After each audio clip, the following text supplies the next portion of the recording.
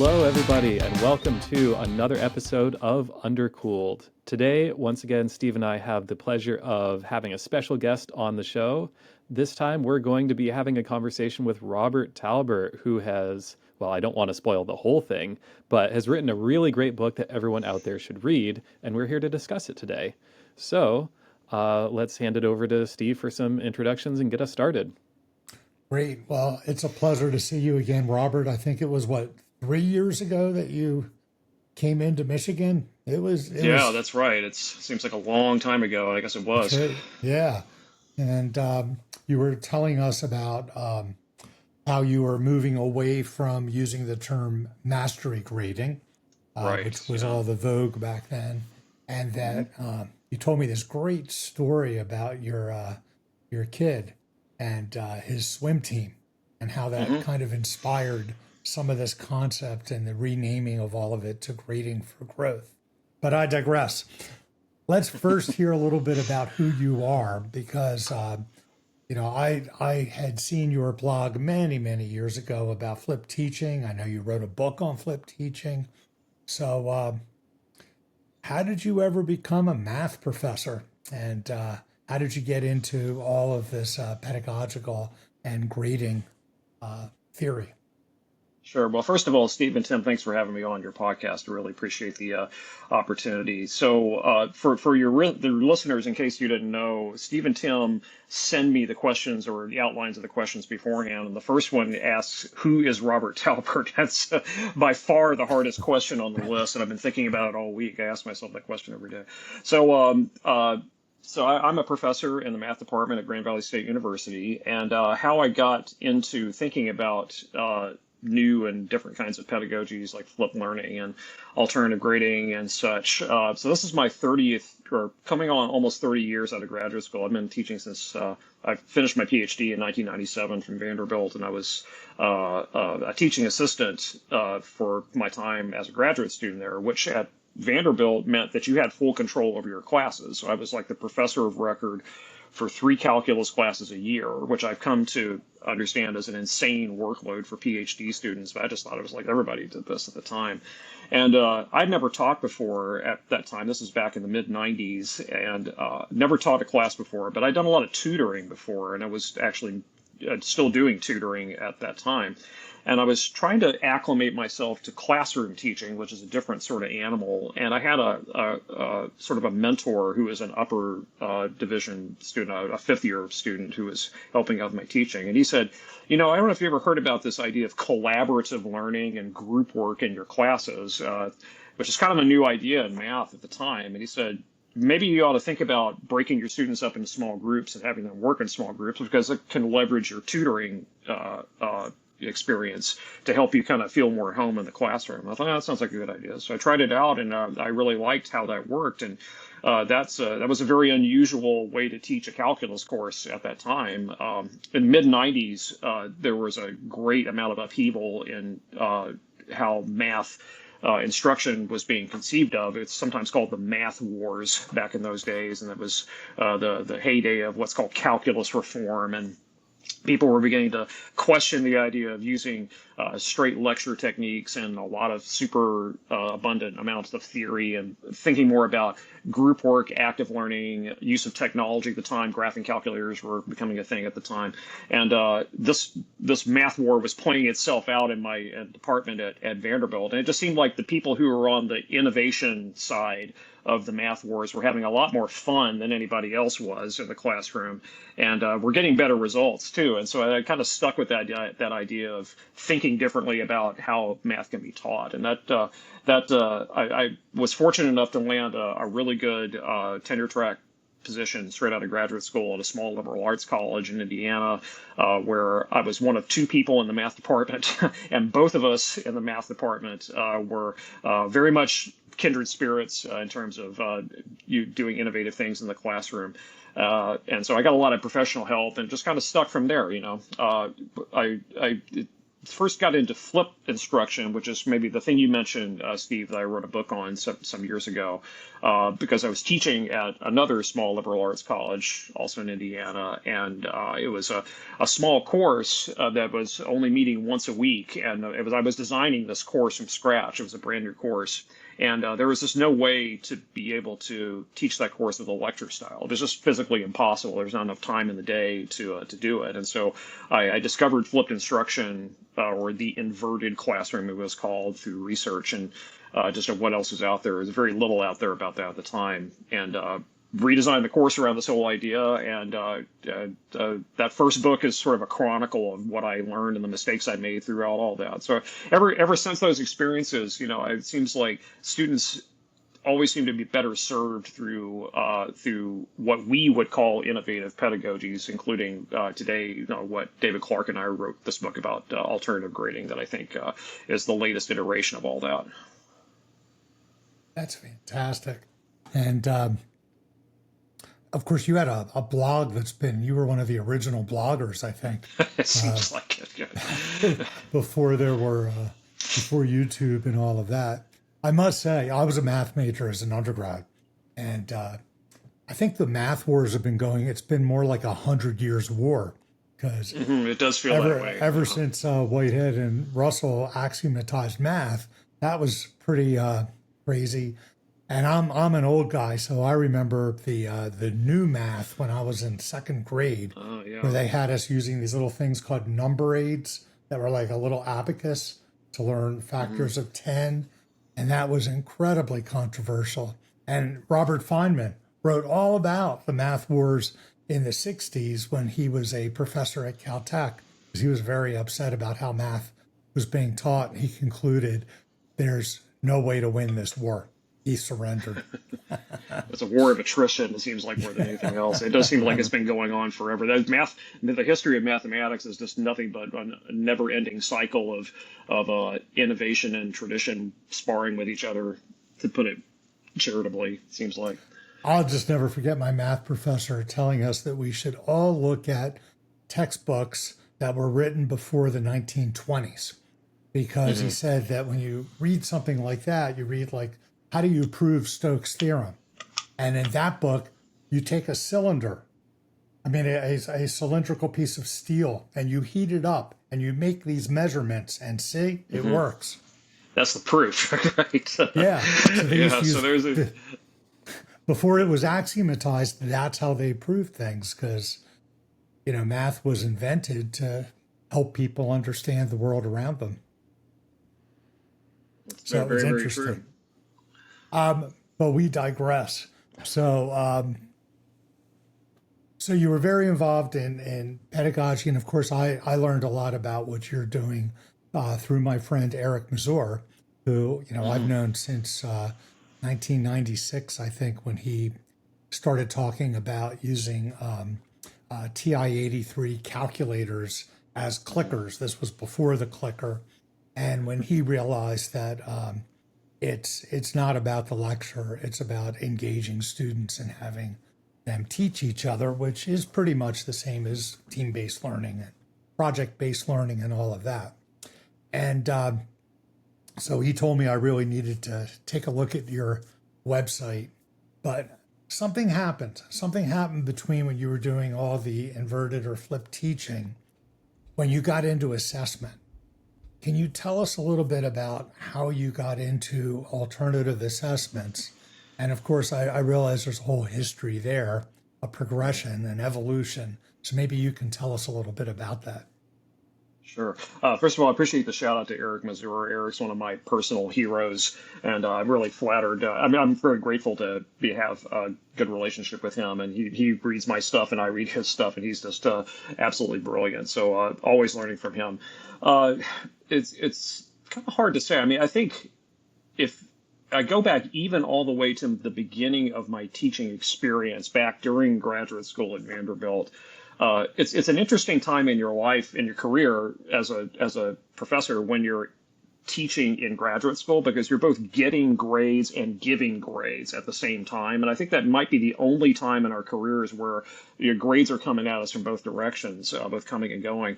And I was always the kind of person that got pretty good grades in my classes. I sometimes got very good grades in my classes, and this was sort of a point of pride for me. It's kind of what I built my whole self on, was the getting of good grades. And it was like I could do school like nobody else. But when I got into graduate school and started giving the grades out, I had a whole lot of questions that started coming up, because I was seeing, as I'm sure your listeners, anybody who's in the classroom knows, I mean, you give a grade. Sometimes that grade seems to be, you can give the grade and it can be properly computed, tabulated, whatever. But then there's this secondary impression you give of the grade, like, is this really accurate? When I give a student an A in a class, does the student really have what I consider to be quote unquote A-level understanding? And I was finding, and a lot of us still do find, that we have sometimes students get grades that really accurately reflect what they know. Sometimes students get grades that are false positives, like high grades, but there's very little understanding between the ears. Like when you actually sit down and talk with a student, you just don't sense mastery or a grasp of anything.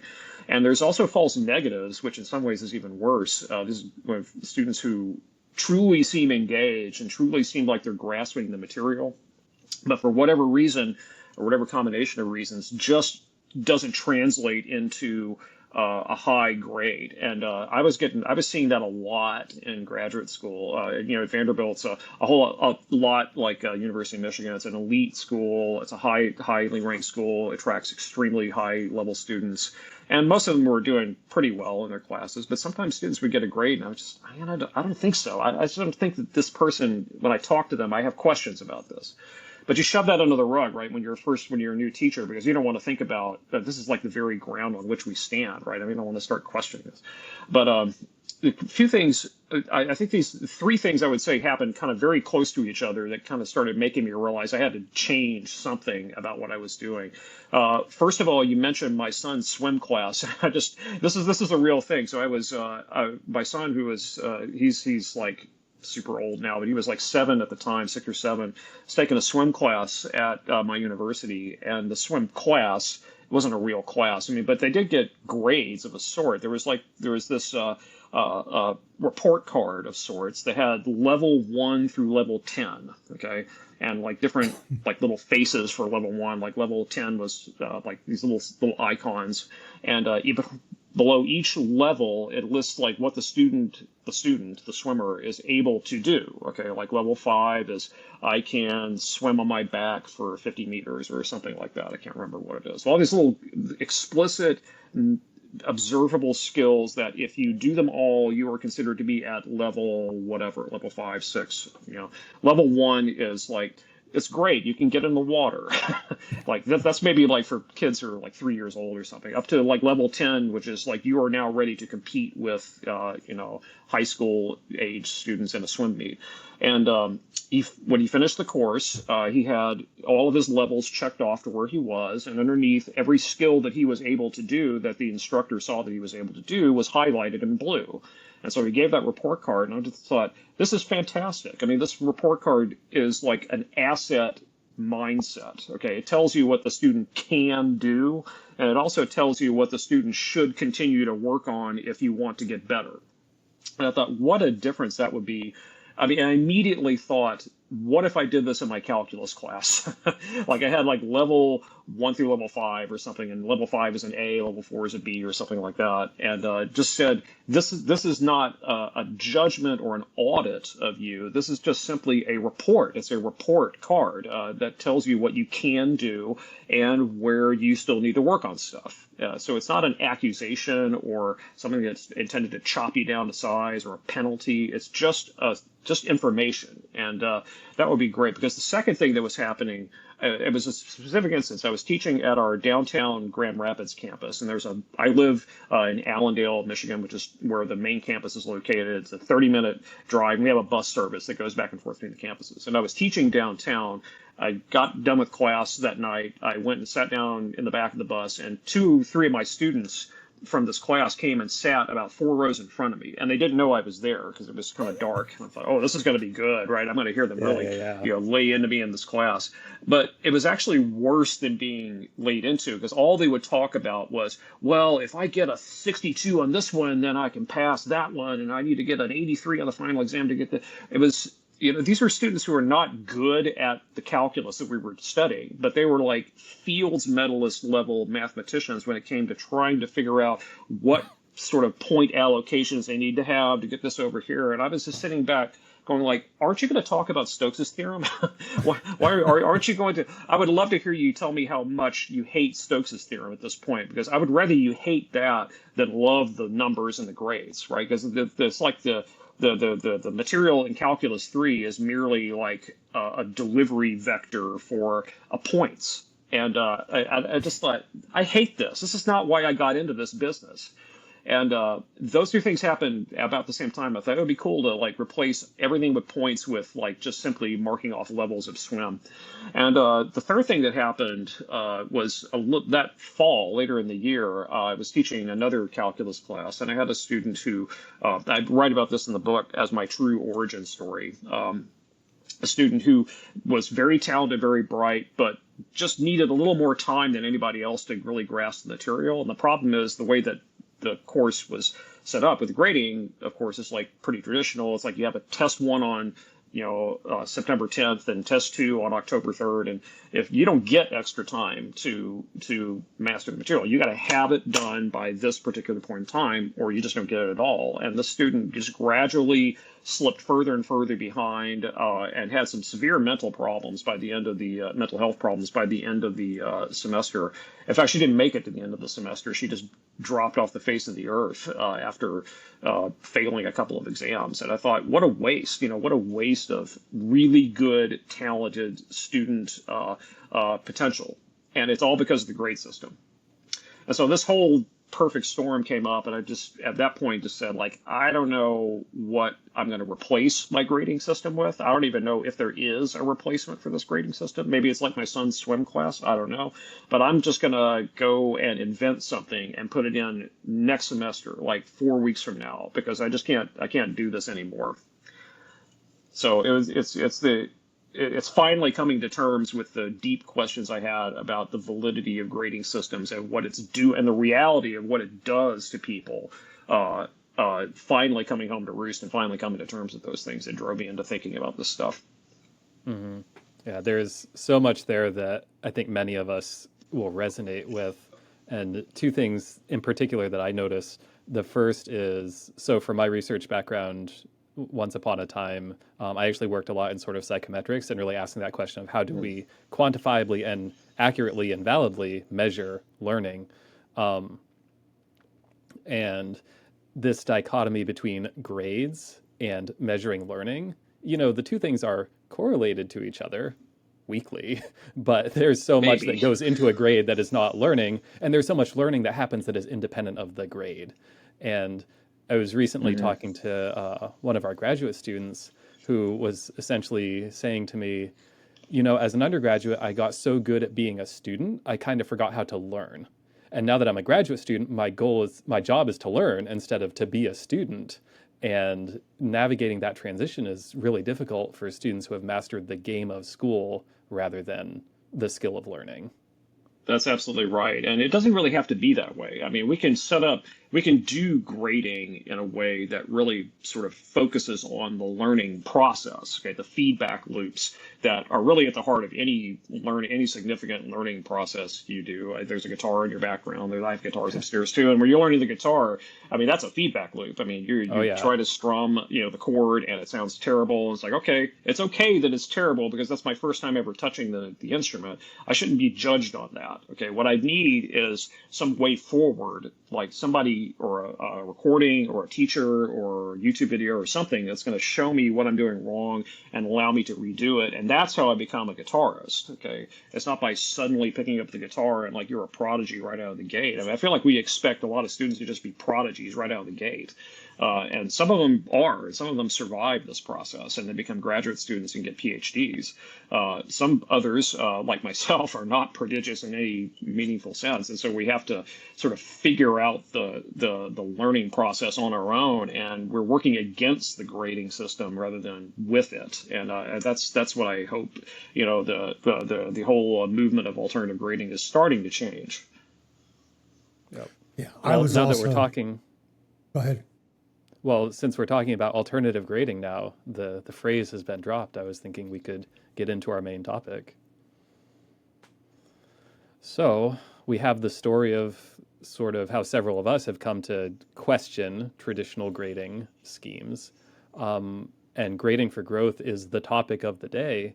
So for those who haven't read the book or maybe even haven't heard of your book, can you give us just a couple minute brief overview of what grading for growth is and what's the essence of this grading strategy?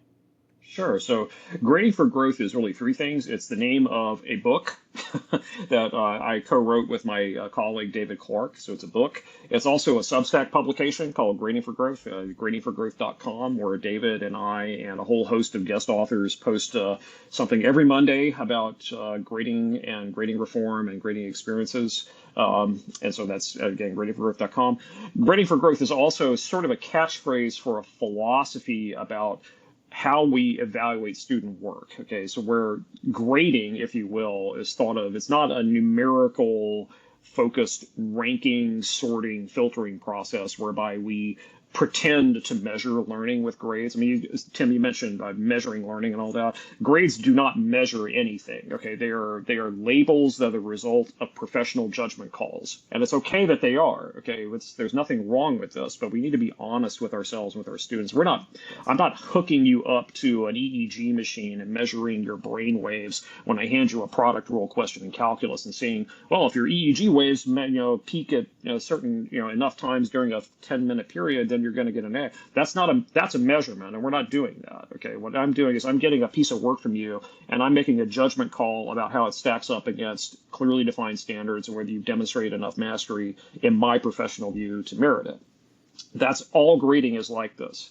And so, in what is we call alternative grading, and some use Grading for Growth as a pseudonym for that, it's aligning our evaluation of student work and with a more natural sort of feedback loop based approach. A feedback loop is just simply, it's a process we're all familiar with because we engage in it multiple times every day. You're trying to learn something, be able to do something, whether it's write an essay or take a derivative or play the guitar, and you try it. Okay, you try it once and you get feedback on your process relative to some what you might consider success. Like when you play a scale on a piano, you should have a sense of what a successful playing of a scale should sound like. Okay, and you have to get feedback that tells you, okay, your standard for this was here. Your performance of that was over here, and maybe that's good enough, maybe it isn't. And if it isn't good enough, then what you have to do in the feedback loop is to make sense of the feedback, okay, figure out what the person or object giving you the feedback is saying to you, and then convert that into some sort of a plan for how you're going to do it again. And then you go back to the keyboard, you go back to the piece of paper, you go back to the computer, and you do it again. And you just keep this iterative loop process happening. Grading for Growth is a philosophy where we align evaluation of student work with participation in a feedback loop. If I had to put it in a nutshell, that's how I would describe it. There's more to it than that, but that's the essence in my view. So I really enjoyed when you started talking about what's wrong with traditional grading, where you talked about simply taking percentages for all sorts of different kinds of assessments and then trying to find a weighted average amongst them. And you pointed out that I don't know if you said it like this. I mean, you gave the example of averaging zip codes in a state because it's meaningless. But that really struck home with me because in material science, one of the hardest things in introductory material science for students to grasp is understanding the difference between the composition of an alloy and the fraction of phases in an alloy. And the reason it's complicated for students to why they get confused is because both of those results are represented as a percentage. And Right. a percentage always has a hidden unit that just because you divided it out doesn't mean that it's not really there. And that's Right. why it's difficult for students because they go, what do you mean? They're both percentages. It's got to be the same thing. And they're radically different things. And, Right. here we are in the age of learning management systems like Canvas and Blackboard. And it's hardwired into the system that we must all give these weighted averages to get a grade. Yeah. And it's really hard to fight against that. But so Yeah. that really resonated with me when I read about that. And it's always bothered me that as scientists, I always tell my graduate students, you can't just give me a number. You've got to give me an error bar, right? You got to give me the accuracy of that number, and you have to understand where that error bar comes from, because it could be systematic errors, it could be just your instrument resolution, whatever it is, you better have an error bar. And then we turn around and go into our classroom and give students grades on a 0 to 100 scale, which we of course compress to a 70 to 100 scale because no one's supposed to get below a 70. Right. And then we look at our list of grades if it's a large class, and we decide the difference between an A minus and a B plus on something like 0.01% because there appears to be a big gap there, as if that has any meaning in itself. And then we draw this line, and it's so arbitrary, but the error bar for measuring learning is probably 20%, which is our whole range of scores. Yeah, and 20% of what exactly? Even That's right. so it's even worse than you say, Steve, because the fact is, and we point this out in the book, that and the thing about zip codes you mentioned, that's my go-to analogy. That just because zip codes are numbers, but that doesn't make them numerical data, right? So Tim, you're in psychometric studies, and anybody who knows a bit of statistics knows that there's these different flavors of data. You have like categorical, you have ordinal data, and you have ratio and interval data. Basically, you can split them roughly into either numerical or non-numerical. Categorical being just labels. Okay, zip codes are categorical data. Okay, they're labels on things, but it's simply because we don't want to write down the physical location that corresponds to a zip code, right? I mean, instead of writing Allendale, Michigan, we write 49401. Okay, it's no problem.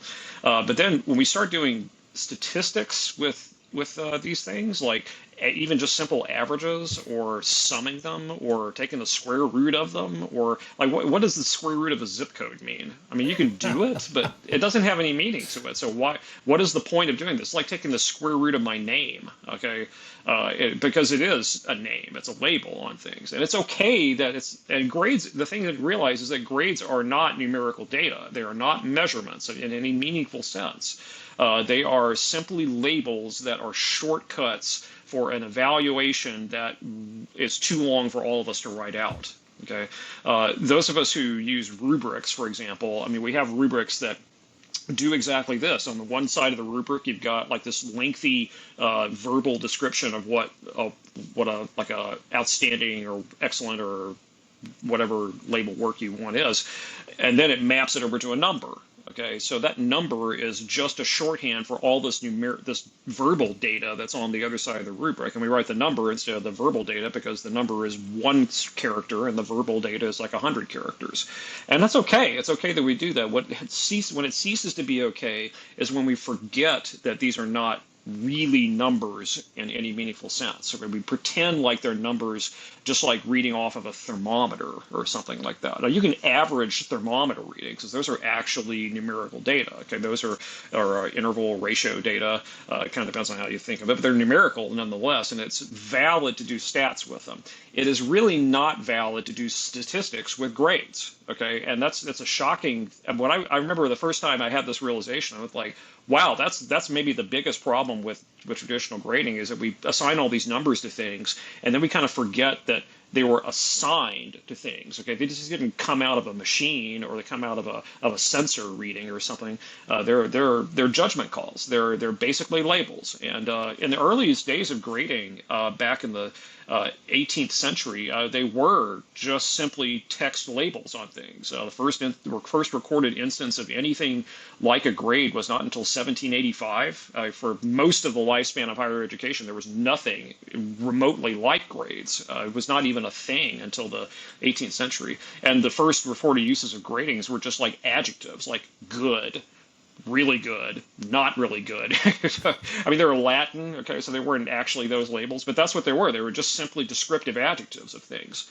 And does it sound stupid to take the standard deviation of a bunch of verbal adjectives? Well, yeah, it does, because those aren't even like the right data.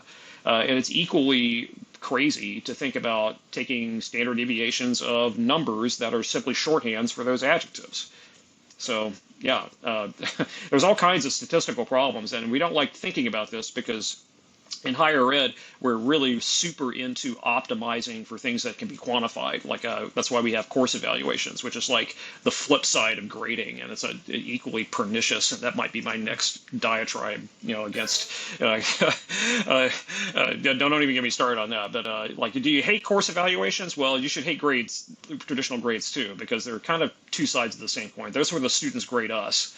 And so it's kind of ridiculous to think about. And every time a student marks a 1 through 5 on a course evaluation, that's not a measurement. Okay, that's a student opinion, and the actual verbal data is way more interesting than the number, right? It's got the actual information in it, whereas the number is just so compressed that it's like if I open up my course evaluations and I see 3.9 out of 5, I mean, what even is that? What does that tell me to do? There's no information in that number, even, much less an average of it.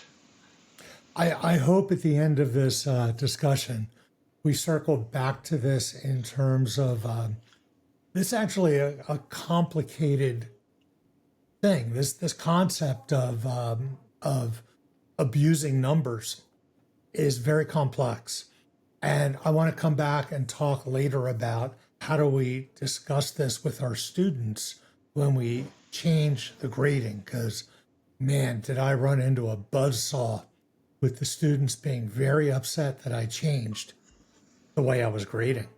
But let's go through and first understand more about, sort of the 4 pillars of the grading for growth approach to alternative grading, because I think that's where the core of the practical side is. Now, I love that you broke up your book into the theory section, and then you had this amazing case study section where you showed how many other people were using your system, and then you ended up with a workbook of how do you actually do it yourself. So I had never read a book like that before. I thought that was really interesting, and I got to say, I'm glad I got through the theory part because I was getting a little bored. But as soon as I got into those case studies, wow, it's like it opened my mind up. I'm like, what great ideas. But let's start with the pillars. So can you describe them? Sure. So it's the way what you said, Steve. It's actually the way the book sort of evolved is a little bit backwards from that. We actually went and did the case studies first and wrote the rest of the book later because I mean, as you indicated, I mean, the case studies in the book are by far the most interesting part of the book. And they're the real gold mine. And I just sometimes tell people just skip everything but the case studies. You can come back to the other stuff later because it's like super boring, and then you'll have a basis for understanding it. So David and I have been experimenting ourselves with alternative grading methods in our classes for some time, and we decided we want to write a book. And so we started off by designing the book around like one chapter for every specific flavor of alternative grading that you could possibly think of, like specifications grading or standards-based grading or ungrading or contract-based grading or whatever. And then we realized that we probably going to need to get outside our bubble and talk to some other people. So we did, and we started getting these case studies in. And the 4 pillars of alternative grading we developed deductively or inductively, I should say, from observing other people's practices. Like every time a person was doing an alternative system, it's something non-traditional, anything non-traditional, and it seemed to be working for them, we made a note of what they were doing, and then we tried to distill, because we're mathematicians, we're real into like abstraction and underlying principles and stuff. What do all these working systems have in common? And the four pillars are what emerged from that. So it's not so much of people following our system, we're following their system. And the system that we have, these four pillars, the first one is having clear standards. Okay, clear standards. And by clear standards, I just mean what students should be able to do in a class and what they need to be able to do to show you that they can do it is clear from the student standpoint. Okay, so for example, if you're teaching Calculus 1, there's all these derivative rules you have to be able to do, right? And so sometimes you might be tempted to write as a learning outcome, I want you to know the product rule. Know the product rule. So, well, of course we want people to know the product rule, but what does that mean? I mean, what would you have to do, Steve and Tim, to show me that you know the product rule? What do I even mean by know the product rule? Do I mean you should be able to state it? Do I mean you should be able to use it? Should you be able to prove it? Is it all those things? I mean, I don't know, and neither does the student. So you replace all that stuff with a clear statement, a concrete action verb statement that clearly lays out what you're supposed to be able to do, and then what constitutes acceptable evidence of doing it. So you might say, instead of know the product rule, you say you should be able to compute the derivative of a product of two functions.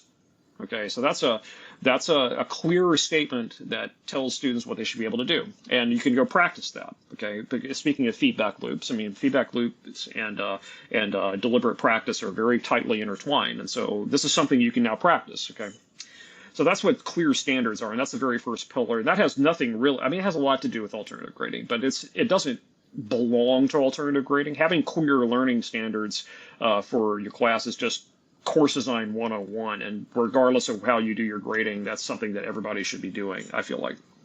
The second pillar, there was a distinction you made, right? Yeah. We all, many years ago, lots of education research showed that it was very important to actually write down what we expected our students to learn in every lecture when we were all still lecturing. So we all realized very quickly that one of the problems was we had these grand expectations and we had like 25 things we expected someone to learn in our 50-minute lecture, and that was too many. So we all cut back and tried to make it like, 6 to 8 outcomes that we were expecting our students would learn from a lesson. But you make the point that these standards can't be quite so fine-grained. And I think this is the first time I've heard anyone talk about standards in the sense that it should be sort of on the module level, not the course level, that's too course grained, not on the lecture level, but something in between that you could actually use to make these measurements or to look. Can you talk a little bit about how fine-grained these standards should be? Right. So when you teach a class, like you say, Steve, I mean, there are hundreds and hundreds and hundreds of things that our students are going to be exposed to. And many of them, most of them, if not all, are interesting. And you hope students catch them and are inspired by them and get some meaning out of them. But you can't assess them all, right? There's just no way to do it. And so when you're building a course, you have to make a decision about, of all the things that students are going to see and do and experience in my class, which one or ones rise to the level of this? These are important enough that I'm going to assess you on them. I'm going to give you something to do that you have to give back to me, and I'm going to make a judgment call as to whether you have reached a certain, or you met a standard or not. I'm going to lay out what that standard looks like. So I think I referred to those as assessment level objectives. Course level objectives are, as you say, course or grained, and these are pretty grandiose. And then when you start saying, like, I want you to appreciate the role of calculus in the world, I mean, you can say that if you want to, but you're not going to assess that. Right. I mean, maybe you do. Maybe appreciation is something that you want to assess, but then you have to push that down a level to the assessment level and say, okay, since I'm going to assess this, what do I expect students to be able to do show their appreciation. This is starting to like give me a gift or something. I don't know how you would do this. Yeah. And then what would constitute acceptable evidence that you appreciate something sufficiently? So you have to make a choice about some of these finer grained objectives, that things that you just sort of encounter in a course. They might be like nice to haves, but not necessarily must haves. Like I'm teaching discrete mathematics right now, and students are learning about for example, how many bits are needed to store an integer of a certain size. Okay, so that's an important topic. I have to ask myself, and I hope students see that and think it's cool and they get something out of it. And I have to ask myself though, when I'm building that course, is this so cool and so important that I want to test students on it?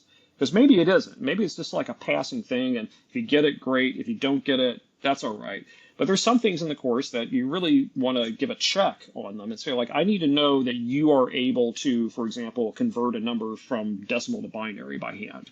Okay, that's also cool, but it's more than cool. It's important. Like this is an important facet of the course that I really need to see that you're able to do this before I can let you move on somehow. And so that level of objectives is what ties into the assessment and the grading scheme. It's not everything.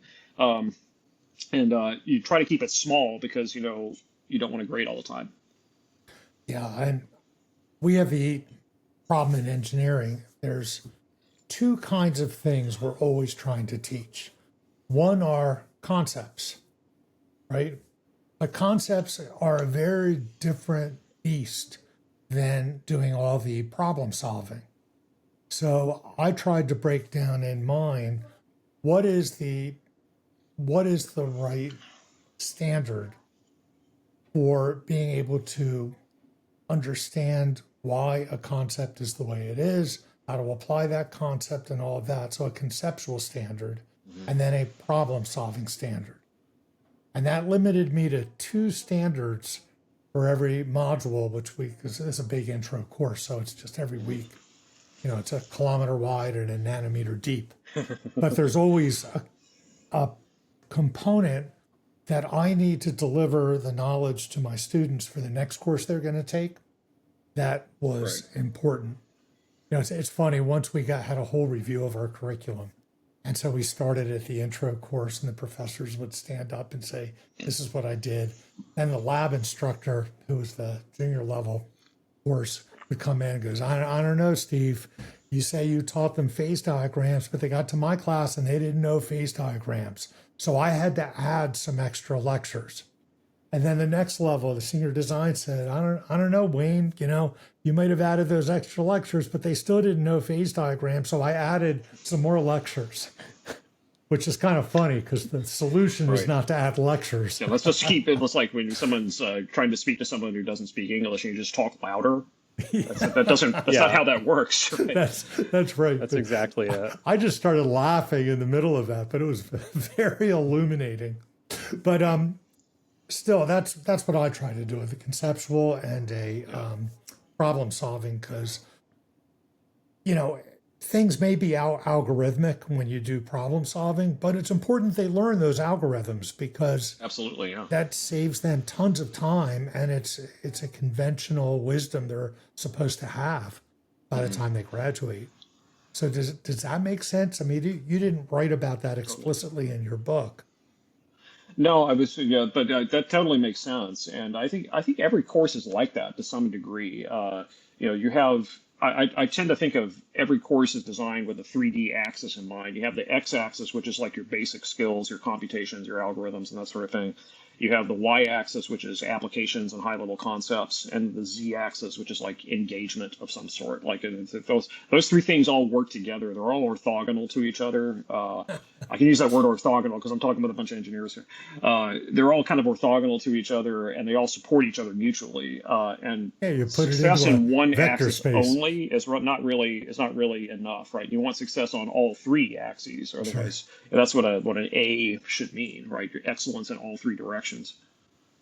Yeah, this is something that I remember Steve and I had a polite discussion about at one point, was kind of the difference of when you're in this vector space of learning, there's an important distinction between just distance away from the origin, which is, I think, what a sort of traditional ABC letter grade is at least trying to capture, versus having a more nuanced understanding of which aspects or, which dimensions in the space were the ones that students succeeded at which That's an levels. excellent analogy. So we've talked a lot about the importance of feedback to students already, but now that we're talking about grades again, I know another really important pillar in the book is this idea that marks should indicate progress. And Right. certainly the idea of a growth mindset is something that I think has gained some understanding in the popular consciousness now. And it's something that I think we want to instill in our students. And so I'd like to hear more on your take of how do we essentially grade to indicate progress, and how can we use that to cultivate, growth mindset in our students? Sure. So a mark, by the word mark, I'm just meaning like whatever it is you actually put on student work. It's a Canadianism that I adopted wholeheartedly since we're practically in Canada anyway, since we're in Michigan. So you put it, not every professor chooses to put marks on work at all. That's the impetus behind so-called ungrading, is that you don't mark student work. It doesn't get an 82 or even like an adjective. It's just you just get feedback, and then the grade for the course is determined collaboratively at the end by just sort of having a sit down with the instructor and going through all your work and seeing what you think you got. But if you do put a mark on student work, which I think most people are still doing, I certainly still do mark student work, it should be something that indicates like you said, Tim, like how far away from the origin you are, and which direction needs the most compensation. And this is not like a really alien concept to academics, because there's two things about higher education that are bread and butter higher education concepts where we get marks that indicate progress. And one of them is when you submit an article to a journal. When you submit an article to a journal, imagine if it gets sent back to you with an 82 out of 100 on it. Okay, that's a mark. Does it tell you what to do next? I mean, I don't think there are any journals that do this. So there could be, and I wouldn't put it past some publishing houses to do it. But that's kind of crazy, right? I mean, 82 out of 100. What am I supposed to do with that? Is it going to be published? Do I need to tweak it a little bit? Do I need to tweak it a lot? Do I need to just completely start over? Is it good enough? I mean, how far off am I just by looking at the 82? Now, you could say, well, you could put an 82 on that paper submission, but then the reviewers are going to give you lots of detailed feedback, and that's all well and good. But I would like to have like what you normally have with a journal submission, which is like accepted or minor revision or major revision. So that's a little mark that indicates it's a summary, a little nutshell of where you are in the process. Okay, to kind of set the stage for how you should accept the feedback. Okay.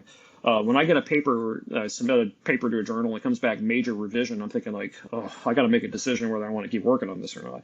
If it's minor revision, I'm thinking like, cool, okay, it's pretty close. Yeah, let me read the feedback, and it puts me in the right frame of mind to accept or reject the feedback. An 82 doesn't put me in any frame of mind. It's just like, I don't even know what this is. It's like, why write 82? Just write revision. That's a mark that indicates progress. And the other area where we see this all the time in academia is in our own tenure reviews. I mean, when you go up for tenure, you submit your portfolio to the dean or whoever, and you don't get it back with like an 82 on it. You get it back with like, you hopefully get it back with says tenure on it, but what you hope for is you submit it before your tenure, either like 3 years out, and you get some feedback on it, and maybe it's got a marking of some sort on it, and annual performance reviews. I mean, we constantly are putting marks on our own work that indicate progress, but we fail to do this with our students, and so it baffles me sometimes that we don't. So I mean, there's any number of ways that you could simply do that. If you're using a rubric that takes a complicated verbal description and maps it to a number, just replace the number with a word, or like this is really good, or very good, excellent, meets expectations, revision needed, incomplete. There's a number of ways that you can do that. It's really simple. It's even simple to make. I rolled my eyes heavily earlier when Steve mentioned Canvas and Blackboard, but even those LMSs can be rigged to display marks that indicate progress rather than numbers if you know how to work the system. Can we work them to be more traditional and give our feedback in Latin again? Bene, optime, Absolutely. I pulcre. mean, yeah, you certainly can do that if you choose to try. I don't know how unless U of M students are pretty smart. They probably know all that Latin. I don't know.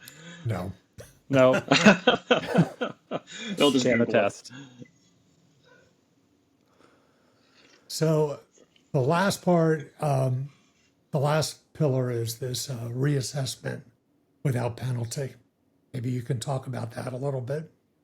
Sure. So it's in feedback loops, anything that you learn that's of any consequence, you do it iteratively. Okay, you try something, it usually doesn't go perfectly the first time or even well enough the first time. You have some idea, you have this task that you're performing, uh, uh, and you have some idea of what a successful attempt looks like, and then maybe it meets that level of success, and maybe it doesn't. And you don't do it once. This is not a one and done thing. I mean, if you're learning to play the piano, you don't sit down for the very first time at the piano and play, and your teacher tells you you're never going to play the piano again, or wow, you're a star and you're on the piano. It's an iterative process. You get feedback from the teacher, or you record yourself and you listen back to it, and you make sense of the feedback. You feed it back into a loop and just keep trying this out. What we don't do is penalize people for engaging in a natural feedback loop process. That seems sort of inhuman. Okay, when we're talking about things like playing the piano, imagine like I'm asking you to go to the piano and play me an A flat major scale, and you mess it up. And so I'll let you play this scale again, but I'm going to tie three of your fingers together and see if you can play it.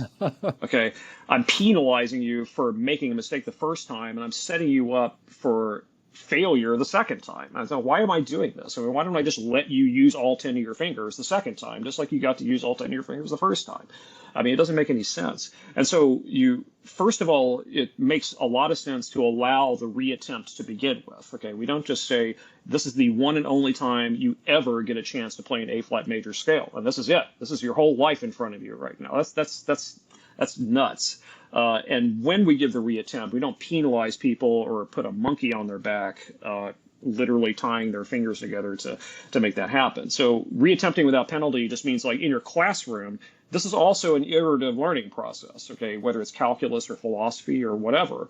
And so if students, insofar as it makes sense, okay, both for the assessment and for the time frame and the workload, students should be allowed to reattempt anything that is important that could benefit from a feedback loop. They should be allowed to do it, and without penalty.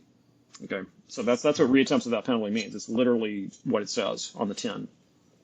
I Now, what always that like looks that. like in a particular class depends on the class, and it depends on the instructor and how much workload you're willing to accept. Okay, but that's the philosophy behind it. Yeah. So luckily, that was the one part that I had been doing a lot of before I read your book. So it wasn't that hard to adopt a lot of that, but that was because of Eric Mazur, because Eric's Mm-hmm. always included lots of that with reading assignments, with perusal, with the readiness Right, assurance activities where you take the same test over again, but now with your whole team. And right. it just goes back to the fact that we all learn by making mistakes. Why should we penalize our students for doing the most important part of learning, which is learning from your mistakes? Hmm. So, Every game that you play and every sport that we play is the fun of it comes from the feedback loop. Okay, right. you're playing Monopoly with friends or something like that, or cards, and you make a move, and then the other person makes a move, and then you got to respond to their move. Okay, and you realize later, oh, that was a terrible move, and I got to do something different the next time, or that was a good move, and I need to double down on that the next time. So feedback is the source of all human enjoyment of anything. Okay, that isn't just rank pleasure. I mean, it's just like real deep meaning and pleasure that we have as human beings. And what makes us partially human is the ability to accept and deal with feedback. And we cut that out of the loop at our own peril. And I think that I think I'm beginning to understand why so many students today, so many high school students are opting out of college, because they can look at certain colleges and the so-called typical college experience, and they see no feedback. Okay, they just see like a bunch of pointless busy work that goes on for 4 years, and then what? Nobody knows. And so they're just like, no, I think I'm just going to skip it. So if you want to suck all the fun out of something, disconnect it from the feedback loop. Yeah. You brought up that what feedback or what reassessment can look like can be very different in different courses. And I was thinking about the lab class I teach, where most of the assessment is also most of the deliverables, which are typically reports. And they come in various genres and various formats for different Sure. audiences and different reasons. But writing, people who teach writing do this automatically without even questioning it because they have the draft revision Hmm. cycle just built into the craft of teaching Right. writing. And so it makes me think like, well, okay, why don't we do that with exams? Why don't you give students a draft exam and then have them take it and then revise it and then take the real exam? You certainly could do it that way. A lot of people do, in fact, or do a like a two-stage exam where the first you give us the exam out and it's done in groups first, or I think it's done in individually first and then completed in groups. There's a whole science behind that, and that's something people do, or to simply give an exam or a quiz and then like grade it, give it back, and then a week later you get to retake it, same exam, but all the questions have been kept the same sort of scope and style, but the details are changed. Like there's all kinds of ways to make this work. Yeah, And you're right. I mean, you're right, Tim. I mean, our friends in the humanities have been doing this like for literally centuries, and we're just now catching up in the STEM disciplines. and doing it with dialogue is, of course, very Hmm. old technique going back to, Hmm. you know, Aristotle and Plato. And so giving an oral exam is, of course, the gold standard of understanding how much a student has grown. But the Hmm. problem is it doesn't scale. And That's so when right. I read the case studies and saw that some people were requiring students come to their office hours to do the reassessment, I'm like, wow, nobody comes to my office hours unless they want to complain about a grade I gave them, Not a grade. which is a waste of everyone's time.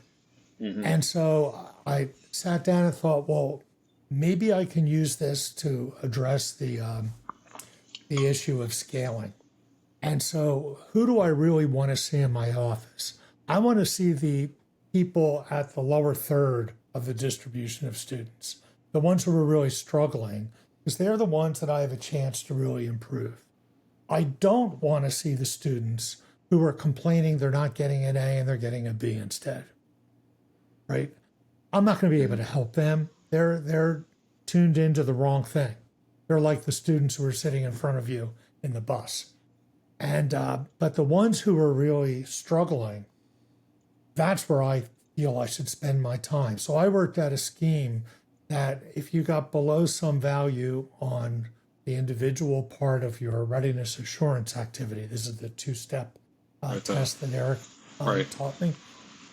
If you got below a certain number, then you were eligible to come in for a retake. And that limited the number of students. But I had like 40 students in the class, and I taught my teaching at my TA how to do this as well. So we could handle about 5 students each during our office hours. And we realized that even if more people showed up, doing it as a group activity wasn't such a bad idea Hmm. either. And so it utilized the time of my office hours so much better. And you could actually see the growth while they were there. You saw the learning gains. And it was the Hmm. first time ever in my entire career that I actually saw something like that work. Now, the students weren't happy with it, but I was, because I actually Hmm. saw some of the poorer students actually learn something. Whereas before, I had Hmm. made it so student centric, do this, do this, do this, and you'll get an A. So they all got an Right. A and they didn't know anything. And I was giving A's to students who should have gotten C's. Yeah. False So positives. I fixed that with that suggestion of, from your book. And so I'm very grateful to having read that book. So thank you. But I at least I feel that's one way to help with the scaling of oral exams. Tim, on the other Yeah. hand, decided to do it for all of his students. That's How'd because that I'm work out, Tim? insane. Uh, so since it came up, it was actually a really positive experience, partly for the reasons that Steve was already sharing, but let me put it to you. When was the last time students gave you unsolicited feedback on your midterm that said, this was the best midterm exam I've ever taken? That happened to me this semester. And Yeah. I'm like, what reality is this first? But uh, You're just trolling yeah, me. Stop pulling my leg. yeah, but it was because the students actually had the chance to have time to gain deep knowledge of something. And that's not something that traditional curriculum affords them Hmm. very often. And they Yeah. recognized that there was something different happening and they felt like, I think I actually learned something from this experience. And it's Yeah, I get that a unfortunate lot that that's a too. contrast to their normal experience, but I think it indicates that there is value to this activity. Yeah, I mean, there's the effect of I forget the name. What is the effect where like you always rate the new thing higher than the old thing, and if no Oh yeah, matter what it recency is. bias. Recency bias, right? So I mean, I think there is that, but I think it's something to that too. There's a lot that's been said about the so-called disengagement crisis on higher education campuses these days, but I think the people who write about this are looking through the wrong end of the telescope. They look at students and see disengagement and say there's a disengagement crisis. But if you flip that around, it's like, well, why is there a disengagement crisis? Well, take a look at what's going on and walk into 100 classrooms randomly sampled across the United States, college universities. You're going to see 99 boring lectures happening with a bunch of Hmm. traditional grades. And it's just like, I think students really want, today's students especially, more so than ever, really want to learn, really want to be engaged and have their minds tapped into and expanded. They're not good at expressing this, and they come to expect that this is just never going to happen. And so when they encounter something that's counter to their expectations, there could be some friction. But in the end, I think students really want this sort of thing happening, and this is what they're really coming to college for. And they're getting disengaged because they're not getting it. They're getting just the same old. And so Hmm. I think a way out of the way out of the disengagement crisis, insofar that's even a thing, is to look in the mirror for us and decide how are we going to do something different that gives students what they truly want, even if they aren't necessarily willing or able to express it. Yeah, I think that's something that the K-12 system has always just taken as their ethos is K through 12 teachers understand that if they don't engage the students and make them care, the students won't care. And they center so much around their instruction around creating engagement and creating the desire to learn and making students realize that this is valuable to them.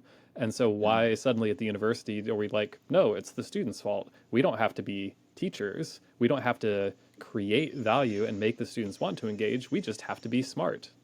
And Right. it's very That's well, self-defeating. the systems are optimized to produce what they produce. Okay, and so Oh our yeah. higher education systems for almost 1,000 years now have been optimized towards producing not they haven't been optimized for teaching. That's for sure. Not all of them, not the whole system. I mean, many schools, many small colleges in particular, and two-year institutions especially are very, very good at this, are really optimized for teaching and student engagement, and they get amazing results. But you never hear about them because they're not the massive flagship, elite four-year institutions. They're just like, Kalamazoo Community College or Northwest Michigan Hmm. College or Albion College or all of these smaller schools they're flying under the radar but have amazing things going on at them. Yeah, this is something Steve and I have discussed as well. Like if you look at the teaching at HBCUs, for example, it's often Mhm. amazing. Those people are Yeah, there to teach, and HBCUs they're great especially. Yeah. teachers. It's what they do. So we should be learning. I say, like the University of Michigan, pointing the finger back at ourselves. There's a lot of learning that needs to happen here Hmm. institutionally. So the last topic I want to visit today, I'm looking at the clock now, is you mentioned, of course, student resistance and that there can be friction when adopting these practices. So, what are the lessons learned or what's the advice for people who want to adopt a grading for growth a strategy in part or even in whole? How do they get through that activation barrier and get students on board? Yeah, that's a great question. I can tell you what doesn't work. Most of my books are about telling you what doesn't work, in fact. So what doesn't work is coming in guns blazing to your classroom and saying, like, I've got this fantastic new innovative technique that I'm going to try out on you. Okay, and that never works because students have incredibly sensitive radar to being experimented upon, and they don't appreciate that. It's like look, I'm barely hanging on in my university classes, and some of them are saying this, and I don't want you messing with what I just barely know how to work. So for me, what's worked is appealing to just the overall naturalness of alternative grading. Okay, so I mentioned feedback loops. Feedback loops are every student, every human being instinctively knows what a feedback loop is and how it works because we have all learned everything this way. And so if you position alternative grading practices to be, we're simply instantiating a feedback loop here, something you already know how to use. So you can just keep appealing to that naturalness. And I do this activity with my students on the first day of every class. I ask them two questions. I sometimes do this with faculty too. I say, tell me something you're good at doing. Okay, just tell me something you're good at doing. So, I'm good at baking brownies. I'm good at snowboarding. I'm good at playing the guitar or whatever. And it's kind of fun. You get to learn some stuff about people. And it's interesting that people will open up to a complete stranger about this thing that's really personal to them. I almost never mention school, by the way. It's always like something with music, sports, or personal cooking, food related. And then I ask them, how did you get good at that? What was the process by which you got good at snowboarding, at baking brownies, at playing the piano, whatever? And it's the same story every single time. It's a feedback loop. Okay, I tried it and I persisted. I had to have persistence. I learned from failure. I made a lot of mistakes. I didn't just make mistakes. I analyzed the mistakes and I learned from the mistakes. Okay, making mistakes is not learning, but learning, picking the mistakes apart and turning them into action, that's learning. And it's the same story. And so I said, great, you fully understand how to learn anything at this point, because it doesn't matter what the topic is. You learn it the whole same secret. way. Right, that's the secret. And if we're trying, and so all I'm doing in this class is aligning your grades and your work with that. So it's not weird. It's not even new. It's as old as you are, as it's older than you are. Okay, so what's weird is the way it's normally done. Okay, by taking your work, and we're going to pretend that this is the one time you ever get to demonstrate skill on the chain rule or whatever, or on Stokes theorem or whatever, on this one exam, and I'm going to stick a number on this exam, and we're going to pretend that number measures something, and that I can treat it like any other number in terms of statistics, and we're going to do a whole bunch of crazy statistics on things and turn this into a letter at the end of the course, and we're going to pretend that letter accurately represents every person that has an A has the same level of understanding as every other person who gets an A. And that's just all hogwash. And I think students have very good BS detectors when it comes to this sort of thing.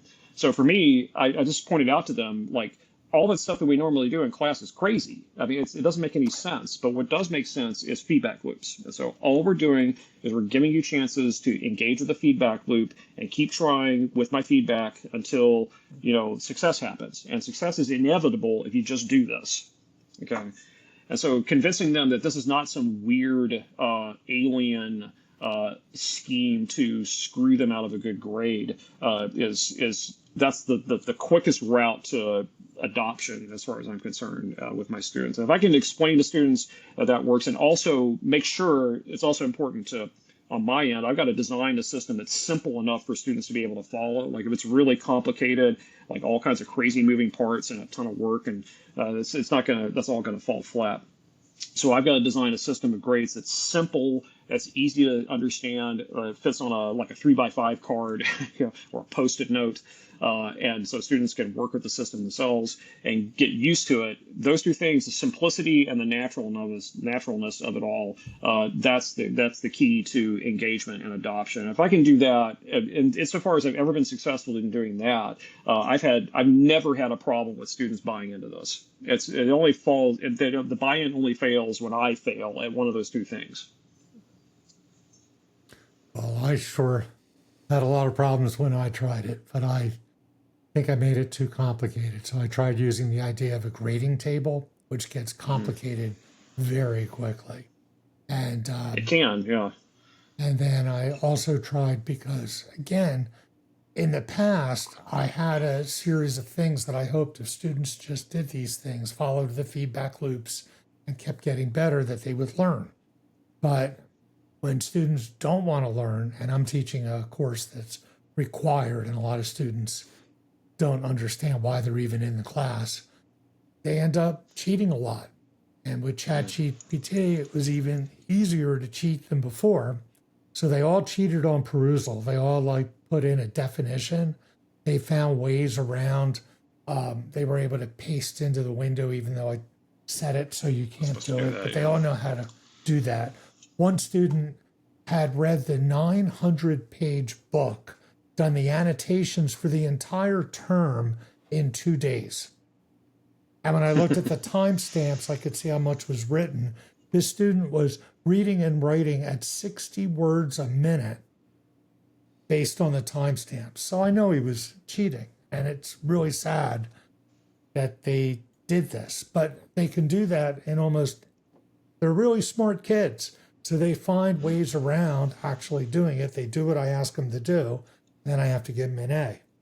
And then our university did something really stupid. They created this website called Atlas, where they show the historical grades of every single class and every single instructor. So students ended up choosing my class based on the fact that was giving 85% A's because I did what I said I would do. And I knew that I had to change it. And I even wrote a little disclaimer when they signed up for classes. I had a website. I said, this is going to be different. Those are because of my failed experiments. I'm doing something different now. There's going to be a final exam in this class as a recertification of grades. And the grade average I'm predicting will be a B plus, not an A minus. That little change. Nobody read that. They all, insisted they had to take my section. It was crazy. So they all tried to get into my section. And then when I explained how I was doing it this year, they all flipped out. And boy, was it bad. So, but that's because, I've been doing experiments my whole life on teaching. And, I make a contract with the students. If I say this is what you need to do to get an A and they do it, I'm going to give them an A, even if they don't know the material. But I was tired of that. I wanted them to learn the material. And by doing all of these feedback loops, I could easily see who deserved an A and who didn't. But I still think I did it too mathematically. And I think that I need to find ways to back off and make more meaningful marks. Like even in grading a final exam, don't give numerical grades, but meets expectations, approaching expectations, something like that. Yeah, or you just say like passing is an 80. You have 2 grades on this exam, 100 or 0. Okay. Yeah. And to get 100, you have to like mostly get like 80% of the work right.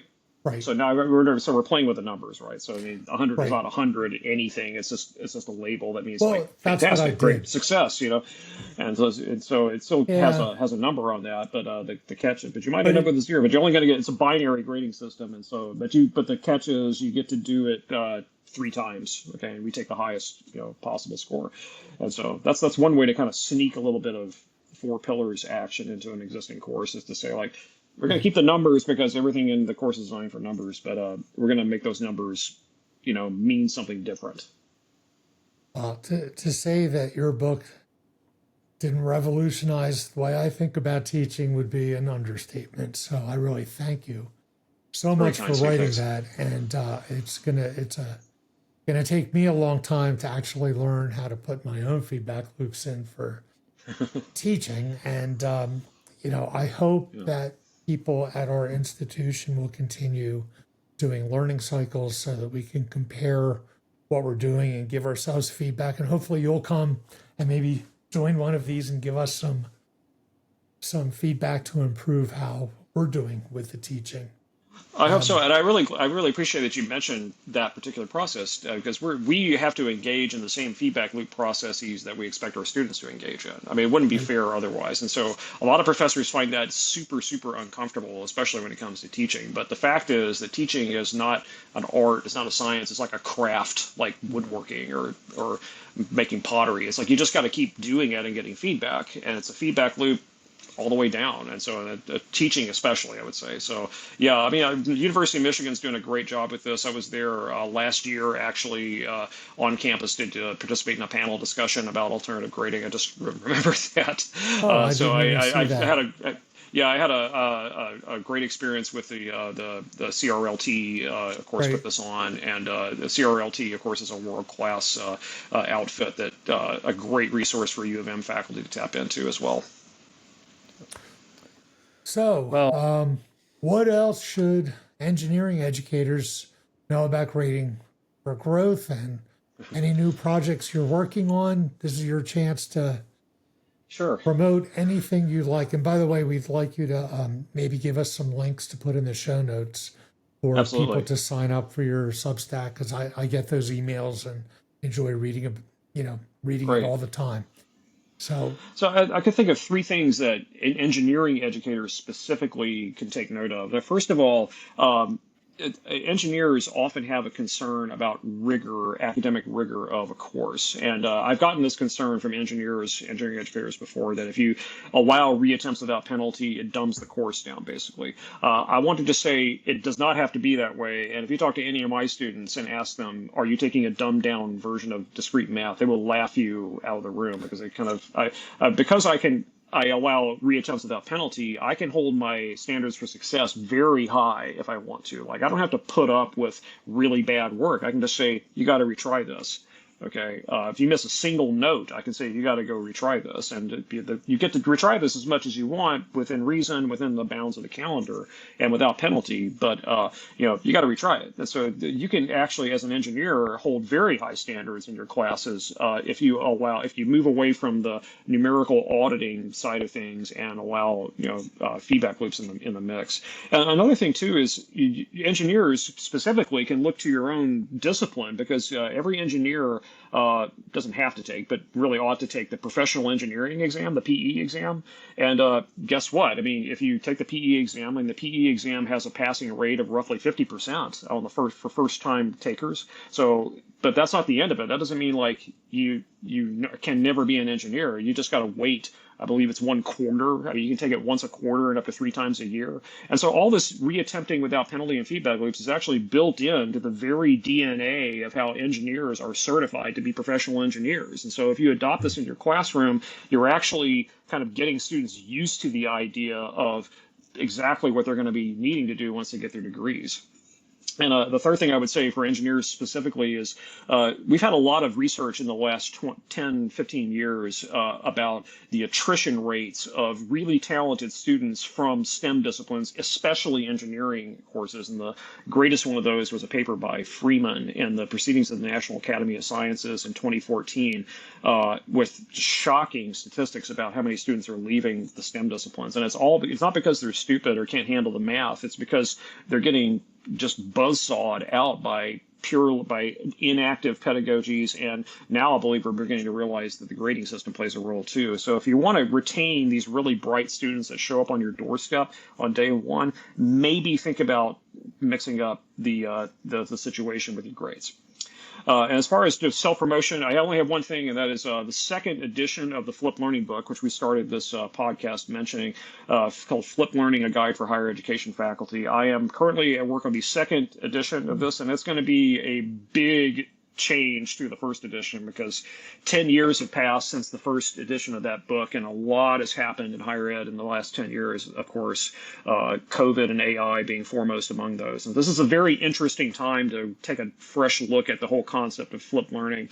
The research on flipped learning has just exploded over the last 10 years, and I'll be working on a research summary and bringing case studies in the mix, a la the case studies in the alternative grading book this fall. And you can expect to see that at some point in 2026. awesome. fantastic. Well, if you can sneak me a draft of that, I'd love to be an early reader.